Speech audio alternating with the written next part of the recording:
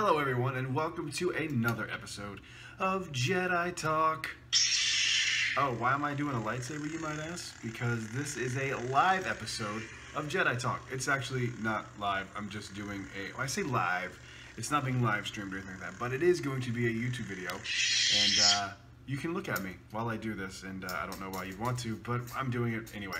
Hello, welcome. This is a great episode. We have a lot to get into today.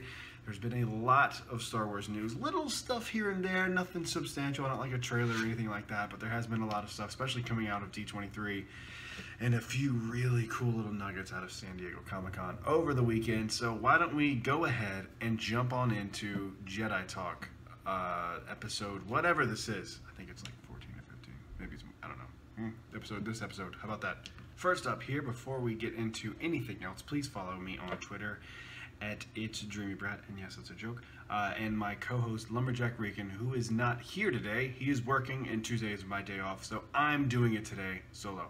Han Solo? Okay, not doing that. Let's jump into stuff over the past weekend at San Diego Comic-Con. First up, Hasbro did a panel, and they showed some stuff coming up of The Last Jedi, some toys and stuff.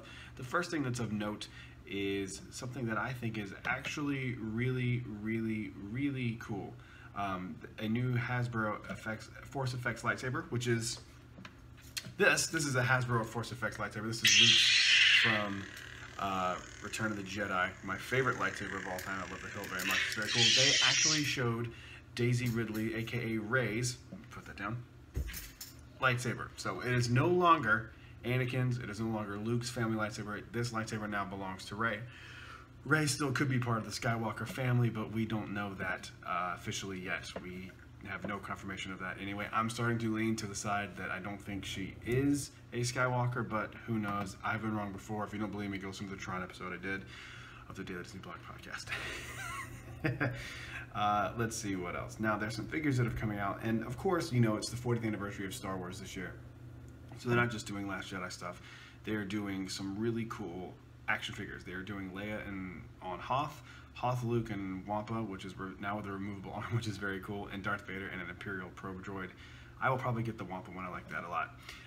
Also, Han Solo and Boba Fett, Emperor Palpatine with changeable hands for Force Lightning, Darth Maul and Qui-Gon Jinn, the Rathtar and the Baltique, the Negotiator from the Guvarian Death Gang. Sorry. And what else do they have? The vintage collection of 3.75-inch figures that include some very interesting stuff. Rey, Kylo Ren, Dr. Aphra. That one's very interesting to me because Dr. Aphra, if you don't know who Dr. Aphra is, if you're just a casual comic or a Star Wars fan, she's actually a character from the comic books.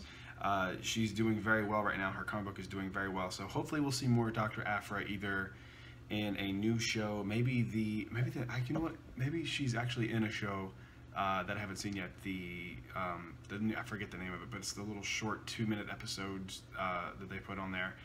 I think they put on YouTube that are cool. Seasons of the Force, Forces of Destiny. That's what it is. Also included in that collection are First Order Stormtroopers, Hoth Rebel Soldier, Jyn Erso, Death Trooper, Captain Cassian Andor, and Hover Tank Pilot. Also with a functional treads and a container to house a kyber crystal. So that's very, very interesting. Also in this collection, sorry, that's the end of that collection. In the Black Series 6-inch figures, we get Rebel Fleet Trooper with a removable helmet and the Death Star Plans data card. Ooh. Chewbacca with Sand Trooper on Tatooine, that one. Captain Rex with removable helmet. General Leia Organa from The Force Awakens with blaster and removable jacket. And a Maz Kanata with the chest that contains Luke/Anakin's blue lightsaber or Rey's, almost said Rey Skywalker. Rey's lightsaber in that chest that she got from that Force flashback. So that is actually one that I'm really, really, really interested in. There were also some other stuff that was released that is very interesting and worth talking about. There were some stuff from The Last Jedi. In this Black Series, you got Rey with the staff and her lightsaber, and a Luke figure where you can clearly see his robotic hand, and a Thrawn action figure, which is cool. I'm going to get the Thrawn one too. The Thrawn one looks very, very, very cool. Also a Black Series of Rey's speeder from The Force Awakens, and I think she comes, yes, I think that's a, no, it's not BB-8, sorry, with Rey's speeder. I don't know why they didn't release this one when The Force Awakens came out, because I don't even know if she's going to have this speeder, but you see what they do. they like to put stuff out from every era of Star Wars. So I'm very much looking forward to Force Friday. Hopefully that's when all this stuff is going to come out, and if it does, you will see one happy nerd in line waiting for all this stuff, because I cannot wait. I'm not usually a big fan of like collectibles. Like I have a few things here, like let's just grab this. I love R5D4, so I have him here. I have the BB-8, that is the Sphero BB-8, and I'm really into the pop vinyls. I have a bunch of pop vinyls. This was one of the I have this one in Captain Phasma out of the box. Everything else is still in the box there. But, oh, and this little BB-8 right here. He talks. You gotta be so cute.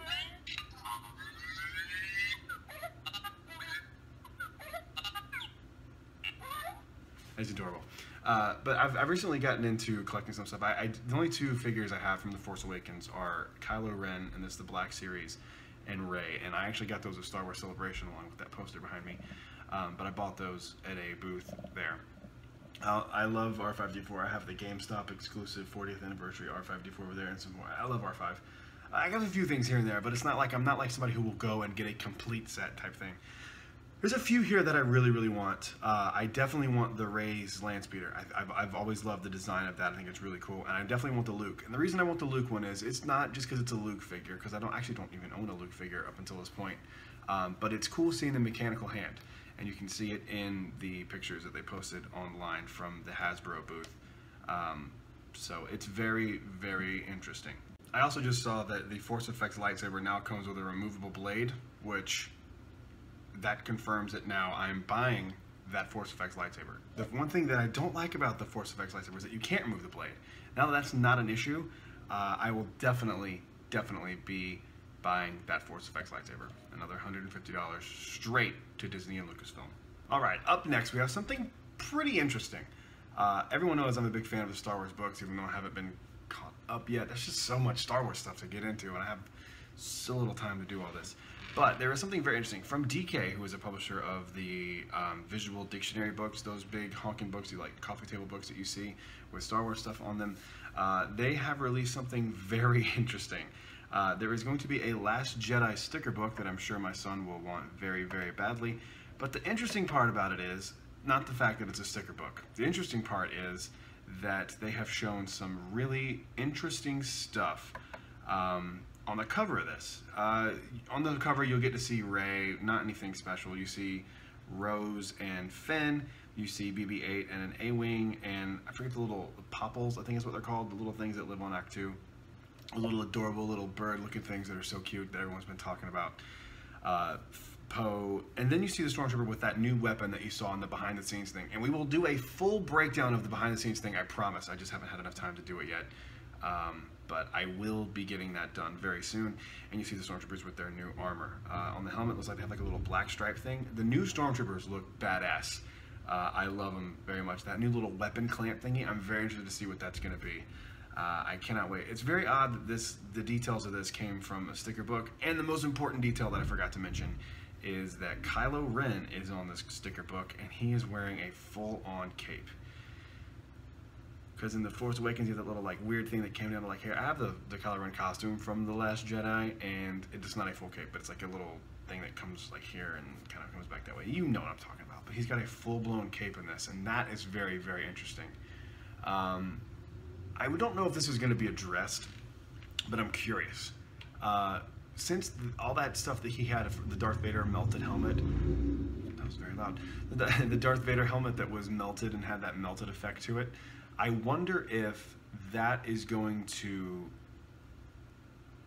be mentioned in The Last Jedi, because I wonder if that got destroyed along with the Starkiller base, and if the reason he's donning a cape is to make himself look more like Darth Vader. If that's the case still, I'm very interested to see what's going on with that.